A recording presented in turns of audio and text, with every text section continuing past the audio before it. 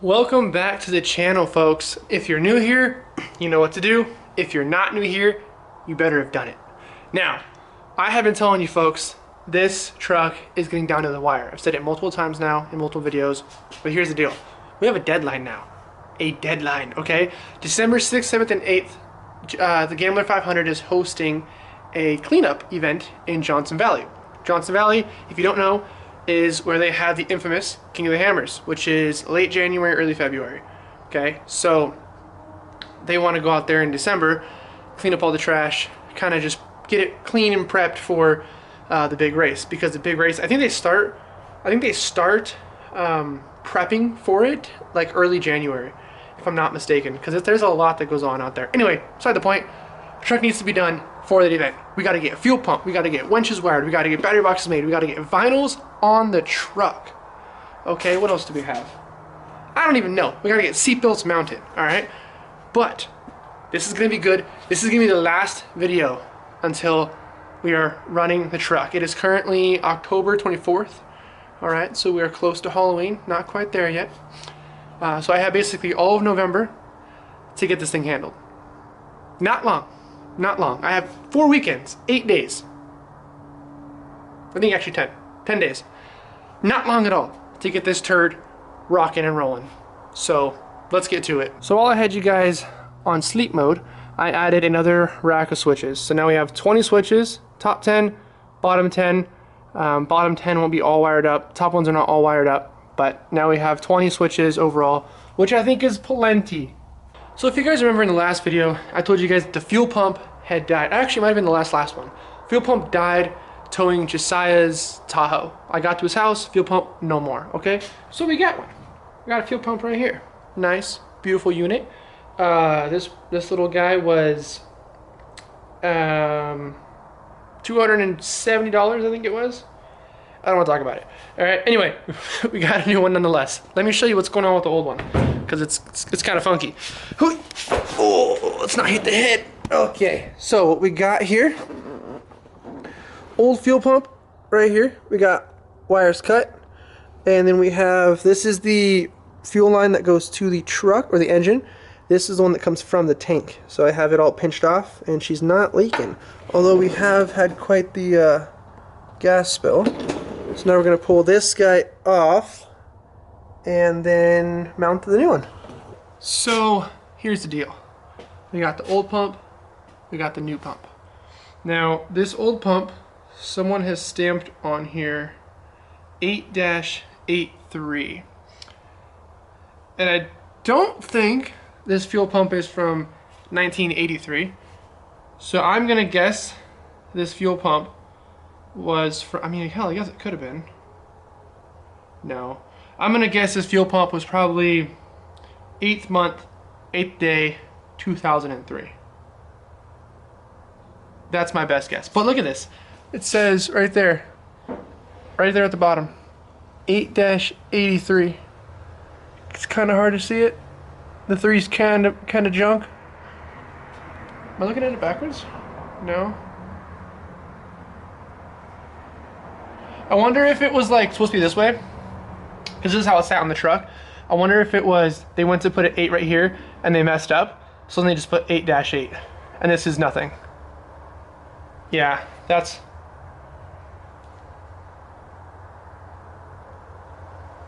huh. Yeah, that's more like it. It's probably 8-8, but hell, I don't know what year it's from though. So anyway, this thing could be from 2024, could be from 2004. I don't know. All I do know is that I have an identical one right here that is not from 2004. Hopefully, it is newer. So we're gonna scrap this guy, slap this guy in, wire it up, and see what happens. So I swapped over the bungs onto the new one. And in the process, I realized that the old one is a QFT 125. QFT is quick fuel technology. This one's a 125. The new one's a 155. Don't ask me what that means, because I have no idea. But I figured, since we have a old one that I'm not going to reuse, I'm going to take it apart, because I want to know how this thing works, because I don't know. So we're pulling off this top cap first just to see what happens. I think this is the top of the motor, the electric motor that pumps it. I don't know. Why aren't you coming off?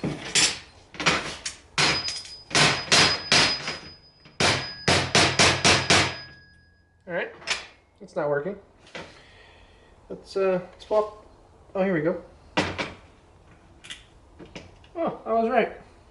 So these are two pieces of steel right here, which are corroded like all can be. That one's all chipped away and whatnot.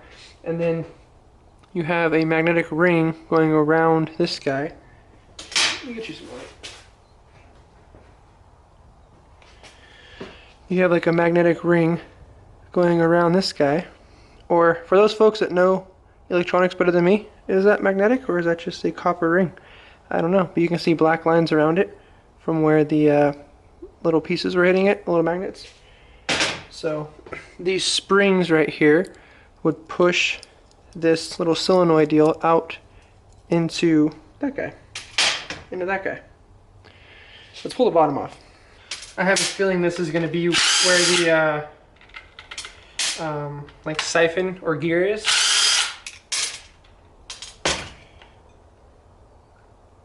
Oh, all right. It's a gasket. Pull the gasket off.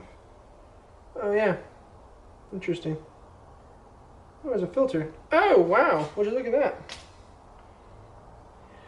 So you've got a filter right here. You can hardly see it. I'll try to get it out for you guys. Filter right here, which is clogged up pretty good. Look at that, chunks of dirt maybe? That's a piece of leaf. So this section right here, this first section, fills up with fuel inlet, goes, you can barely see it, there's like a little hole in there, you cannot see it, I'm sorry guys, I'm trying. There's a hole in here, okay, and then the hole goes into probably the pump, sucks it around, and then it shoots it out that hole, which there's a hole right there, you can kind of see it right there, right? And then it goes into the outlet right here. So anyways, now you know what's inside of a fuel pump. We got the fuel pump completely wired up, straight to the center console. So we're gonna flip some switches and see if old Bessie will start. Oh, let's see here. All right, in theory, should be key in ignition. And now, battery's not hooked up. All right, take two. Battery is now hooked up. So we have switches. It should be this one. We are in park. Cool. Turn accessory. Fuel pump's on. Accessories on.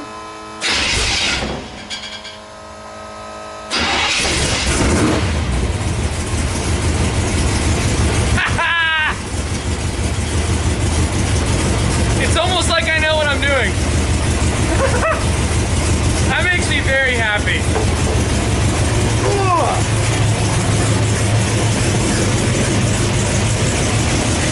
Oh, she's a rumbling.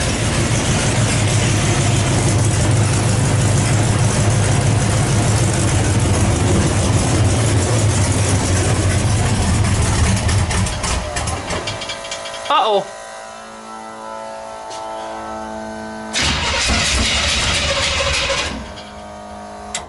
Uh-oh. I think I might have broke her. Maybe she's just not warmed up enough. Let's well, that's how it goes with classic trucks, folks. You get excited for about 45 seconds before the truck reminds you that it's boss. It's the boss, and you are the biatch.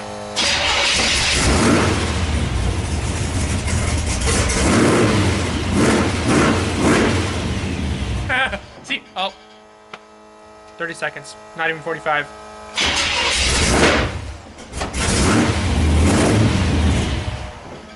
I know what the problem is though. Let me show you what the problem is. Ugh. The problem is this right here. So take a look. Okay, so if you take a look right here, it's hard to see it, but let me pull this guy out with my fingers. That line you can see is pinched, fully pinched off. So here's the temporary fix. So we have a piece of hose that I cut in half, or cut long ways, and then a hose clamp around it to allow the kind of like to hold the half cut hose as like a spine, I guess, to keep the main hose from kinking. So now we're gonna see if that was the fix, because that line was like, I mean, think of like taking a hose and just simply like folding it, and then like trying to get any kind of water or in this case fuel out of it. So let's see what we got here. Let's see if we get more than 30 seconds of joy. Fuel pump on.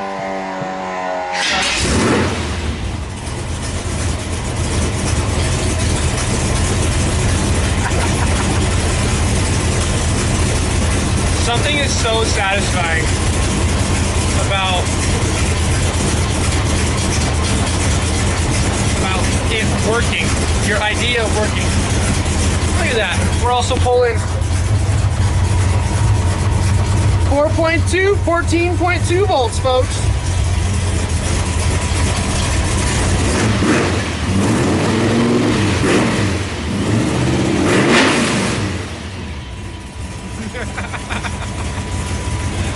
Oh, I love this truck. Good morning. Now, before you tell me that I look like Matt because I'm wearing a high vis, you're wrong. I'm just cold, and I'm sick, and I'm cold. And this is oddly warm, even though it's a super thin shirt. It's warm and it's not a sweater, so I don't want to hear it. So I last left you guys off with the fuel line being a little bit bent, and we put that little spacer in. Well, it's like the hose, and we just cut it like down the side and it worked around. Well, we had a new problem. The fuel line was laying on top of the exhaust, quite literally like a foot of it on top of the exhaust. So to solve that problem, I came up with this idea. Okay, so I came up with this. I don't know how well this is gonna work, but everything else I do seems to work.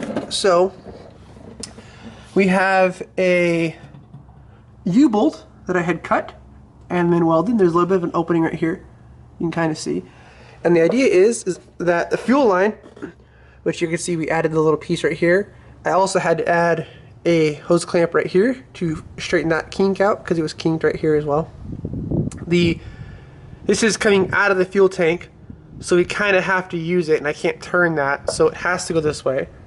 So anyhow, this guy, the idea is we can kind of compress it a little bit, possibly, and get it to go over. Uh-oh. Might have made the hole too tight. Oh no, we got it. We got it. It's right there. There she is. Now, it's not hanging down, and it's inside the little doohickey there. I had a feeling the exhaust, the fuel line laying on top of the exhaust was probably not the best option. So we got that fixed up. On a second note, there's no leakage from the fuel pump. It's been about a week since I last talked to you guys, and the fuel pump still holding fuel, no leaking. So that makes me happy. Now if you guys notice, I'm walking where the truck should be sitting, which means the truck isn't sitting here. I can't see you guys at all. But what I can tell you is that we're doing something stupid again. So a couple videos back, I tried to pick up the Jeep with the wrecker by using a jack, and I ended up destroying my oil pan, right? It's the thumbnail of the video, you can't miss it. But in this one, we're gonna use the winch of the Jeep to pick up the front of the Jeep off the top of the boom. So the most weight I've ever moved with the winch on the Jeep was the Miata. I got that stuck in a hole one time, I pulled it out. Here here is the fail points of this situation, okay? So what we got here is axle strap around the boom, winch line down a Jeep, right? Problem is, this plate is going to bend in. 100% that's gonna happen. The bumper is been supported right there, and there's another plate right here, same on the other side. So the bumper's not gonna come off, but this is 100% gonna bend, and I don't know if this is gonna stay on the Jeep or not. I'm hoping it does, but we're fixing to find out right about now. Oh no! Let's see here. That guy's bending. Yep. Saw that coming.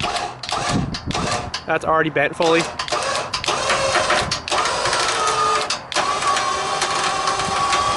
Hell yeah, it's holding it. Okay. Okay. So those extra coils made a huge difference. We got the Jeep, what, a good 1.5 feet off the ground? She's just floating right now. Truck is actually level. Truck is dead level right now. If you remember in the video when I picked it up last time, the Miata made the truck level, and the Jeep weighs about 3,000 pounds more on the front, and she's level. These coils are doing what they need to do. Boom. So we got just the helper springs. The shocks are obviously here. We still have, what, 10 inches of shock shaft length? I mean, from there down to the bottom, both sides. Would you look at that, folks? She's working. This makes me happy. Boom, Jeep is in the air. I got up this morning and I was gonna take the truck and go get some batteries for the winches, right? What we've been all waiting for. And the truck, she ain't got no start. So I was like, okay, starter went out, right? Wrong. Well, possible, I don't know. What I think happened, or at least what I know happened, is this wire got stuck under the header, this guy, and cooked it, split this guy in a couple pieces, and then it severed it clean right here. And the other half is right here. And the other half goes down that way somewhere. So I'm gonna rewire this together and see what happens, because it does go over and then up and around. So I don't know if it was a ground or what it is specifically, but it does go down and then into the back of the starter. So they had it running over and then around the 4th or 8th header coming around. I ran it up through, and I'm gonna zip tie it to the oil tube, which I should probably check the oil in this thing. Haven't done that yet. But anyway, zip tie it to there, and then probably up the spark plug cables. That way it is not in the way. But I'll tell you what, the sucker got cooked, quite literally. And then I cut this one back about 6 inches, severed it clean right there, and then this is all melted and gross. Good morning. It is another day. I apologize for the lack of enthusiasm in the voice. A little bit sick, but we're making it work. So, first and foremost, this is not an advertisement. I'm not getting paid.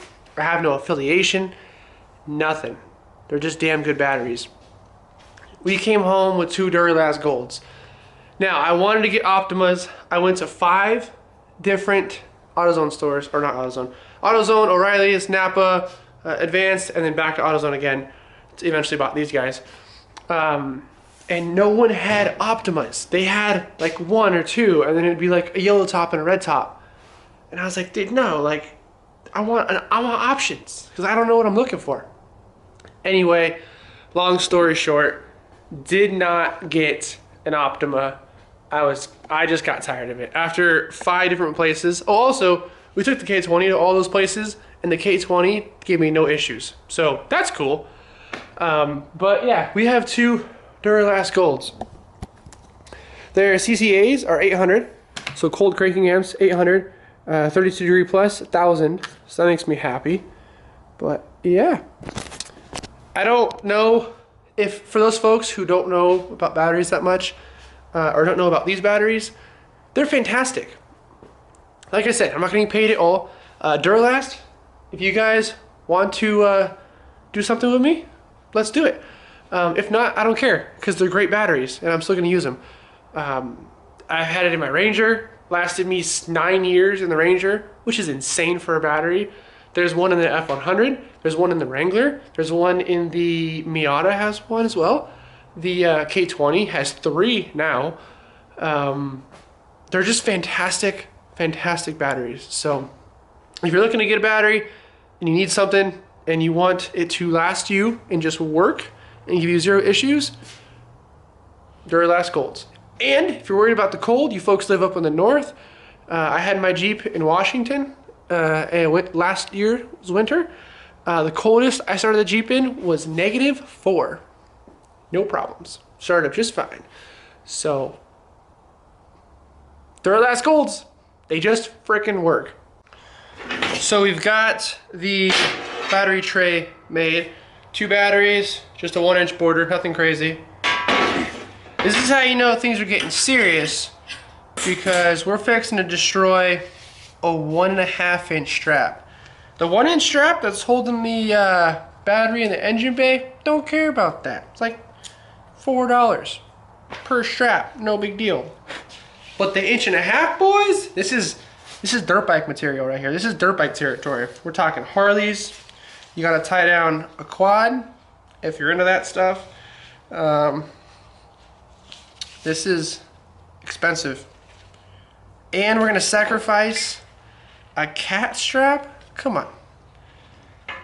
I mean, I guess we're not sacrificing this, but we're gonna sacrifice a cat strap. Look at that. You could fit a whole hand in the ratchet, all right? This isn't no 1-inch game. This is 1.5 inch right here. But we're holding down 2 batteries. So, and I don't really want these batteries going anywhere or arcing out, because they're gonna have a 200 amp alternator powering them. That's a healthy amount of electricity that I do not want going anywhere it's not supposed to go. There she is. So just got a little strap. This one I cut a little bit too short, but that's okay. It's got a dovetail on it, a small one. I made the next one a little bit bigger because this strap is also larger and just by a smidge, but it's got a dovetail, welds to that, no big deal, locked in. I made the box a smidge bigger than the batteries, just so in the future, if these batteries ever change or I go with something else, I have a little bit of room to work with. Not much, but a little bit. I was thinking about it and I was like, man, I'm gonna feel like a real sack of potatoes if someone on the trail is like, man, I wish I had a vise right now. It's like, because someone's gonna break something at some point in time, and someone's gonna need something to clamp something down real nice and tight.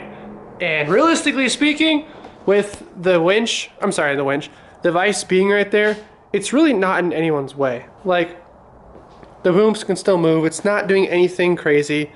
We still have a full bench to work with. Like, an honest truth, I don't know how much work we'll actually do on the bench. It's great to have. And I mean, if we use it for genuine stuff, then fantastic. But realistically speaking, it won't get used that much. So having the vise there isn't really hurting anyone. But at least it's there. So we got here is some big, I think it's either 2 or 1/0 cable. Shit thickums, but the amp rating for this is 200 amps, which is ironic because I have a 200 amp alternator. Just kidding, it was all planned. I was graciously gifted this by Josiah, which is the guy who helped me build the tip of that. The only other guy aside from my dad who did the brakes, who's worked on the truck.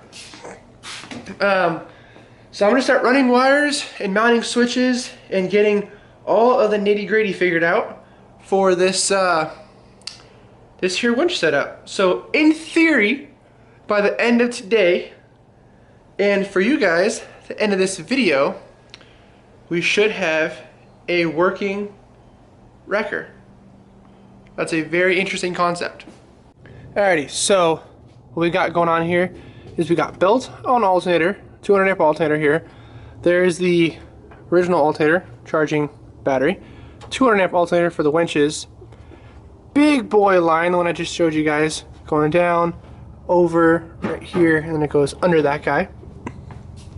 And then she pops out over here. It's a whole mess of cables, but that big one is right there. That guy in the back, little white-ish one. We've got a whole lot of cables going through the aluminum box here with a little hose wrapped around it to keep it from chafing the wires. And in here we got a mess. But it is a functioning mess. So we have the battery strapped down, we have all of the ground wires going to it, ground wires going to that, and then we have positives going all the way around. It's a mess inside of here. I gotta clean that up. We've got a mess over here, gotta clean that up, but we also have the winches spooled, which means the winches work.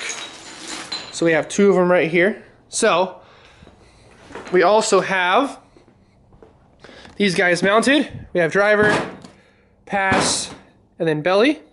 So for example, we'll just grab driver, turn driver on. It should come into with the red light in a moment here. Boop, red light. And then in theory, I'll hold this guy and it works.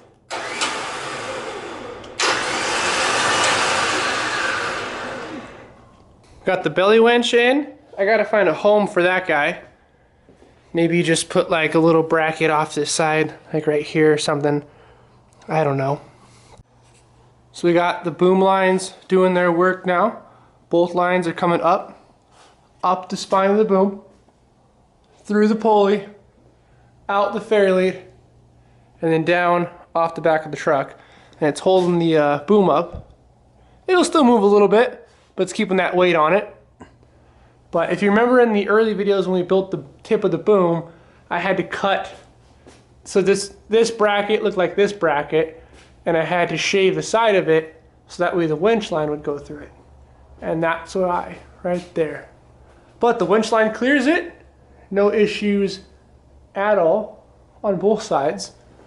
So that's nice. She's looking good.